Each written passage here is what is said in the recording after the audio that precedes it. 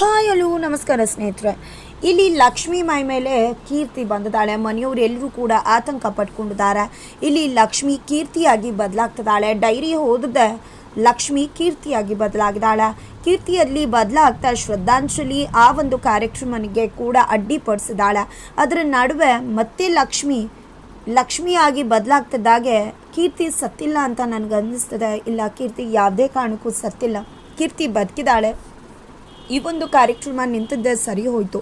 Police ಸ್ಟೇಷನ್ಗೆ ಹೋಗಬೇಕು, ವಿಚಾರ ಮಾಡಬೇಕು ಅಂತಂದರೆ ಇಲ್ಲಿ ಕಾವೇರಿಗೆ ನಡುಕ ಶುರುವಾಗ್ತದೆ.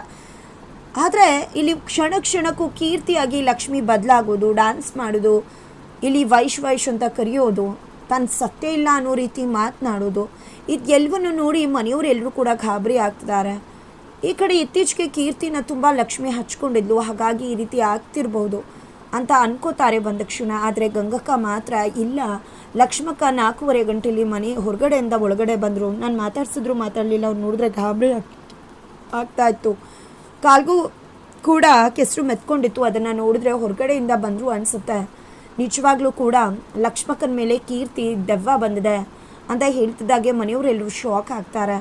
ಜೊತೆಗೆ ಪ್ರತಿ ಬಾರಿ ಕೂಡ ಇಲ್ಲಿ ಕಾವೇರಿ ಮೇಲೇ ಕೀರ್ತಿ ಅಟ್ಯಾಕ್ ಮಾಡ್ತಿದ್ದಾರೆ. ಅಂದರೆ ಲಕ್ಷ್ಮಿ ಮೇಲೆ ಬಂದಿರೋ ಕೀರ್ತಿ ಕಾವೇರಿ ಮೇಲೇ ಅಟ್ಯಾಕ್ ಮಾಡ್ತಿದ್ದಾರೆ. ಇದೆಲ್ಲವೂ ಕೂಡ ಮನೆಯವ್ರಿಗೆ ಆಶ್ಚರ್ಯ ತರಿಸ್ತದೆ. ಏನಪ್ಪ ಇದು, ಯಾವಾಗಲೂ ಕೂಡ ಯಾಕೆ ಕಾವೇರಿನೇ ಕೀರ್ತಿ ಈ ರೀತಿ ಅಟ್ಯಾಕ್ ಮಾಡ್ತಿದ್ದಾಳೆ ಅಂತ. ಒಂದು ಕ್ಷಣ ಮತ್ತೆ ಯಾವಾಗಲೂ ಕೂಡ ಕೀರ್ತಿ ಕಾಲ್ಗೆಜ್ಜೆ ಹಾಕ್ಕೊಂಡು ಡ್ಯಾನ್ಸ್ ಮಾಡ್ತಿದ್ಲು. ಆದರೆ ಈಗ ಕಾಲ್ಗೆಜ್ಜೆ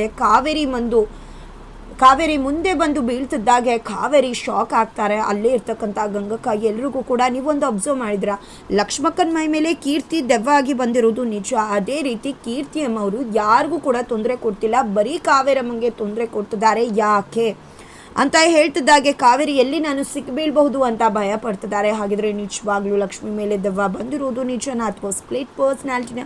ಕಾವೇರಿ ಮುಖವಾಡನ ತೆರೆದಿಡೋಕೆ ಲಕ್ಷ್ಮಿ ನಾಟಕ ಆಡ್ತಿದ್ದಾಳೆ. ತಿಳ್ಕೋಬೇಕು ಅಂದರೆ ಮುಂದಿನ ವಿಡಿಯೋ